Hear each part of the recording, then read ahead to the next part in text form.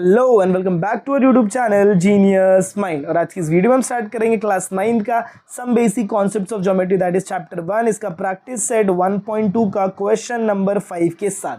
Question number 4 तक की सारी वीडियोस अपलोडेड हो चुकी हैं, तो अगर अभी तक आपने वो वीडियोस नहीं देखी तो मेक श्योर आप उन वीडियोस को देखकर अपनी प्रिपरेशन को, मैथ्स को अच्छे से बोलते ना क्लियर आउट कर रहे विद कॉन्सेप्ट्स के साथ, क्योंकि यही सारे पैटर्न आगे चल के आपको 10th में भी यूज होने वाले हैं। तो बहुत अच्छे से ये सारे चैप्टर को प्रैक्टिस करिए। Let's move on to the next question, question number 5 की तरफ। तो जब हम क्वेश्चन नंबर 5 की तरफ मूव ऑन करते हैं, क्वेश्चन नंबर 5 क्या बोला, write the answer to the following question with reference in the given figure. तो सबसे पहले तो आपको फिगर समझना है, यहाँ पर आपको कुछ पॉइंटर्स दिए हुए हैं। इसके बाद आपको क्या करना है, आपको right the name of the opposite ray. रे समझ में आता है, रे क्या होता है, एक पॉइंट रहेगा और यहाँ से एक लाइन आगे जा रही है। तो आरपी किधर है, आरपी देखो, ये आपको आरपी दिख रहा है बरोबर। इसका क्या करना है, आरपी अगर मैंने बोला इसका मतलब क्या हो जाएगा, ये बाकी सारे पॉइंटर्स आपको नहीं देखने, आपको ये समझना है कि यहाँ पर एक नंबर लाइन है बराबर, जिसमें यहाँ पर आर दिया है और यहाँ पर है पी। इस साइड ये क्यू आपको नहीं देखना है, तो ये क्या होगा, रे हो जाएगा। अब इसी का अपोजिट आपको ढूंढना है, रे आरपी का अपोजिट आपको क्या ढूंढना है, आर एस ढूंढना है। कॉन्ग्रुएंट भी होना चाहिए, याद रखो आप आर टी नहीं लिख सकते। आर टी क्यों नहीं लिख सकते, क्योंकि अगर मैं आर टी लिखूंगा तो ये फर्स्ट और ये सेकंड, ऐसे दो वैल्यूज जा रहे हैं, बट जब मैं आर पी चेकआउट कर रहा हूं तो एक ही वैल्यू है। तो इसीलिए इसका जो अपोजिट वाला पैटर्न रहेगा, तो आप क्या लिखेंगे, रे, इसको जो अपोजिट रे रहेगा उसका आंसर क्या रहेगा जरा बताइए, रे आर एस। आर एस जो रहेगा is opposite to ray R P, is opposite to ray R P. आपको ऐसे पूरा लिखना है। आई होप आपको फर्स्ट क्वेश्चन समझ में आ रहेगा। चलिए देखते हैं अब सेकंड क्वेश्चन। सेकंड क्वेश्चन में क्या बोला, देखो, write the intersection of set रे P Q and ray R P. इनका आपको क्या लिखना है भाई, तो इंटरसेक्शन लिखना है। अब जब मैं इंटरसेक्शन की बात करता हूं तो इंटरसेक्शन में क्या होना चाहिए पता है, दोनों को आपको मिक्स करना है। मिक्स करना मतलब पहले आप चेकआउट करें रे पी क्यू किधर है, रे पी क्यू किधर है, यहाँ से यहाँ जा रहा है आपका रे पी क्यू। रे आर पी किधर है, यहाँ से यहाँ ये पूरा जाएगा और ये आपका पी क्यू भी पूरा जा रहा है। और आर पी किधर है, यहाँ से यहाँ जा रहा है आपका आर पी। इसका मतलब क्या कि जब ये दोनों वैल्यूज एक साथ मिक्स हो रहे हैं तो इसमें कौन सा कॉमन पार्ट है। देखो, आर से मैं स्टार्ट कर रहा हूँ, ये एरो तक जा रहा हूँ, पी से मैं स्टार्ट कर रहा हूं तो ये एरो तक जा रहा हूं, तो ये जो पी क्यू वाला बंदा है ये दोनों में कॉमन आ रहा है। और जब भी इंटरसेक्शन आपसे पूछा रहेगा, कि याद रखना क्या पूछा रहेगा, इंटरसेक्शन, तो आपको इसमें से चेकआउट करना है कि कौन सा कॉमन सेगमेंट है। तो यहां पर कॉमन सेगमेंट कौन है, दोनों में कॉमन सेगमेंट है सेगमेंट पी क्यू। तो आप यहां पर क्या लिखेंगे, segment P Q. Intersection of, आपको यहां से पूरा उठाना है, intersection set of ray P Q and ray R P is कौन सा, तो रे P Q is your answer. अब नेक्स्ट चलिए, जब आप क्वेश्चन नंबर 3 पर आएंगे तो यहां पर क्या बोला, देखो यूनियन बोला, क्या बोला, write the union set of ray P Q and Q are. अब यूनियन में क्या होगा जरा बता सकते हैं, यूनियन का मतलब क्या होता है, जो सबसे बड़ा रहेगा वो।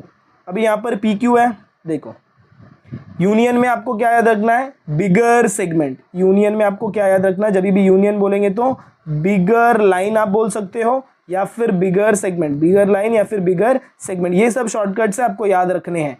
इंटरसेक्शन वर्ड आएगा तो जो दोनों में कॉमन रहेगा वो लिखना है, और यूनियन आएगा तो दोनों लाइन में से जो बड़ा लाइन रहेगा वो आपको लिखना है। रे पी क्यू और क्यू आर है। अब चलो मार्क करते हैं, पी क्यू को अगर मैं मार्क करूँ तो पी क्यू किधर है भाई, पी क्यू यहाँ से यहाँ है। और अगर मैं क्यू आर को मार्क करूँ तो क्यू आर कहाँ से कहाँ है, ये आपका है क्यू आर। अब दोनों में बड़ा लाइन कौन सा है, क्यू आर है, तो ऑब्वियस इसका जो भी इंटरसेक्शन होगा, सॉरी यूनियन होगा, वो क्या होगा, क्यू आर होगा। तो यहाँ पर आप क्या लिखेंगे, union of ray P Q and ray Q R is line Q R. तो यहां पर आप क्या लिख देंगे, यूनियन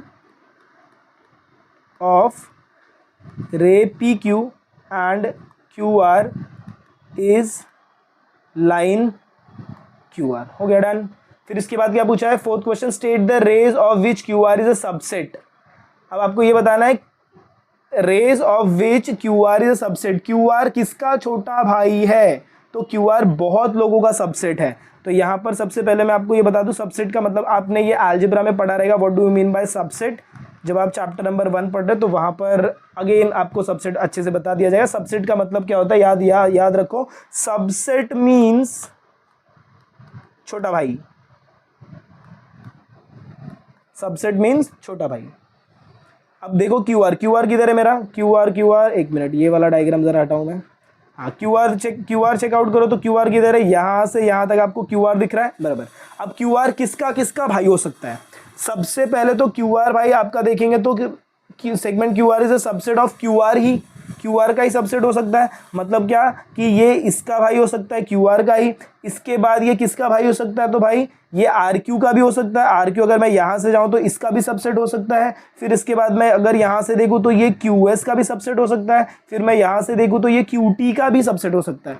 मतलब ये सब बड़े रेस हैं, उसमें वो छोटा छोटा पार्ट आ रहा है क्या, अगर मैं क्यू से आर जा रहा हूँ तो पार्ट आ रहा है, यस आ रहा है। अगर मैं आर से क्यू जा रहा हूँ तो पार्ट आ रहा है, यस आ रहा है। अगर मैं क्यू से एस जा रहा हूँ तो इसमें क्या ये पार्ट आ रहा है, यस आ रहा है। अगर मैं क्यू से टी जा रहा हूँ तो पार्ट आ रहा है, यस आ रहा है। इसका मतलब ये हुआ कि यहाँ पर ये जो सेट क्यू आर है इसके बहुत सारे सबसेट रहेंगे। तो हम सबसे पहले लिखते जाते हैं सेगमेंट क्यू आर होगा सबसेट, फिर सेगमेंट आर क्यू होगा। फिर आप उल्टा यहाँ से देखना चालू करेंगे तो क्यू से एस जाएंगे, फिर क्यू से टी जाएंगे।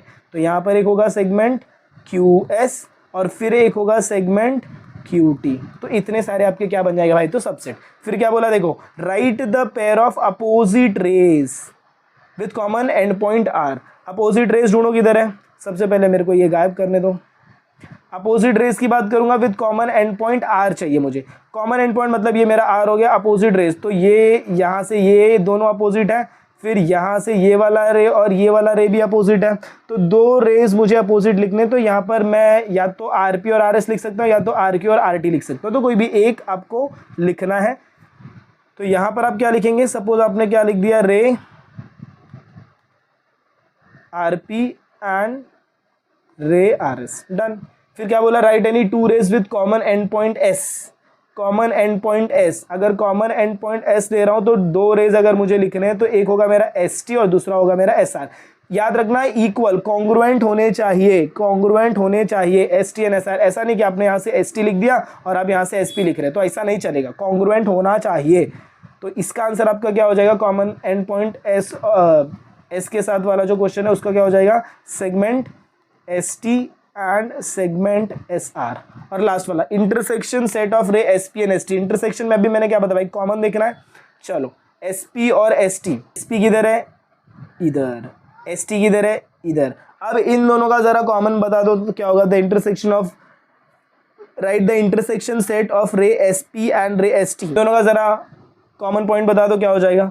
तो इनका जो होगा या तो आप लिख सकते हैं इंटरसेक्शन, मैंने क्या बोला भाई, तो कॉमन बोला। दोनों में कुछ कॉमन आ रहा है क्या, नहीं, सिर्फ एक ही चीज आ रहा है common, that is your S common आ रहा है। तो इसका आंसर जो रहेगा यहाँ पर क्या आएगा, दोनों का जो कॉमन पॉइंट रहेगा that is going to be point S.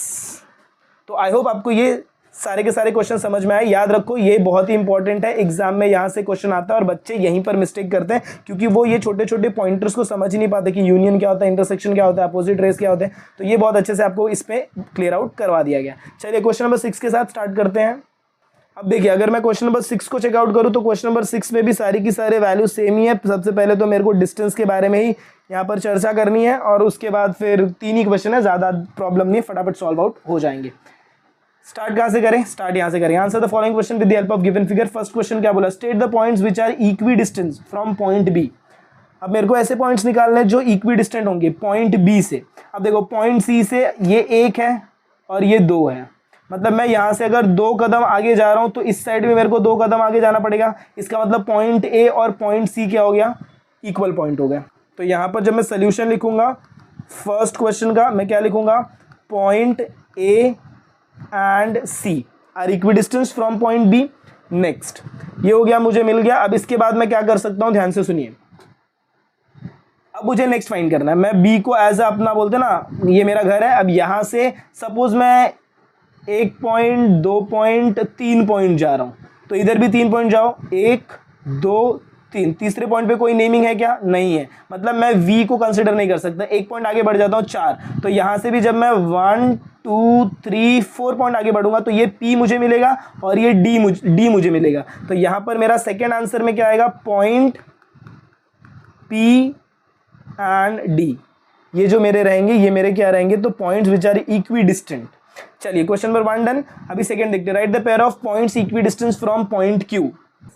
Second question में आपको क्या बोला, write the pair of points equidistance from point Q. अभी पॉइंट क्यू चेकआउट करो, इधर है, अभी अगेन वही करना है, सेम डिस्टेंस के साथ आपको दोनों साइड मूव करना है, लेफ्ट भी और राइट भी। तो यहां से अगर मैं एक डिस्टेंस राइट जाता हूं तो मेरे को पॉइंट क्या मिलता है, एल, और एक डिस्टेंस अगर मैं यहां पर जाता हूं तो मेरे को क्या मिलता है, यू। इसका मतलब क्या रहेगा, पॉइंट यू एंड एल। तो सोल्यूशन, अब ये मेरा सेकंड क्वेश्चन हो जाएगा, तो यहां पर मैं सेकंड क्वेश्चन मेन डाल देता हूं। इसमें मैं क्या लिखूंगा, पॉइंट इक्वी डिस्टेंस से चेकआउट करोगे तो पॉइंट एक तो आपका हो जाएगा यू एंड एल, दूसरा आपका पॉइंट हो जाएगा आर एंड पी। बट एक प्रॉब्लम है, यू एंड एल है ना, बट इसको आप नेमिंग नहीं दे सकते। क्यों नेमिंग नहीं दे सकते, ध्यान से सुनिएगा, क्योंकि यहाँ पर एल के नीचे कोई भी नंबर, यहाँ पर कोई भी नंबर नहीं है, तो आपको क्या करना पड़ेगा, आपको क्यू से आर जाना है और यहाँ से क्यू से पी जाना है। इसका मतलब आर एंड पी आपके क्या रहेंगे, कॉन्ग्रुएंट पॉइंट्स रहेंगे। तो यहाँ पर आप क्या लिखेंगे, पॉइंट आर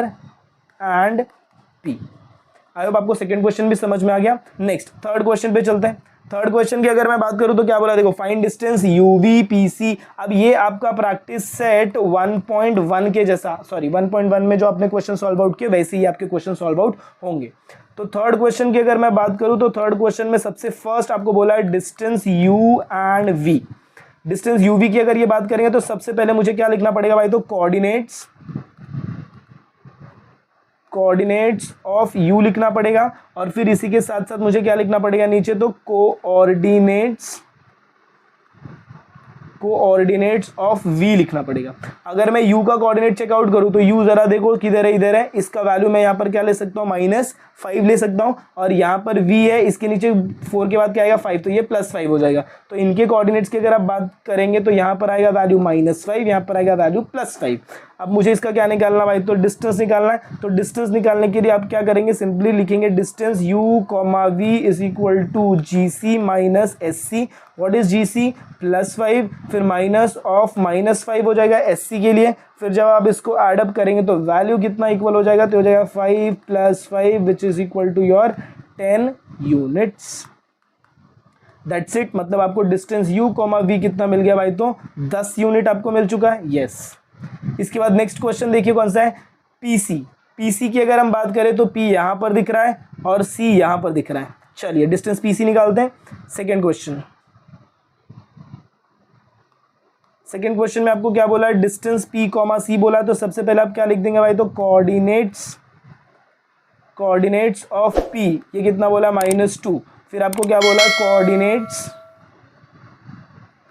ऑफ C, ये आपको कितना बोला भाई, तो 4 बोला है। फिर आप क्या निकालेंगे, डिस्टेंस, आप क्या निकालेंगे, distance P, C is equal to GC minus SC which is equal to 4 minus of -2। अब दोनों को अगर आप प्लस करेंगे तो value will be equal to 4 + 2 which is equal to 6 units. तो ये जो आपका डिस्टेंस PC होगा ये कितना हो जाएगा भाई, तो 6 यूनिट हो जाएगा।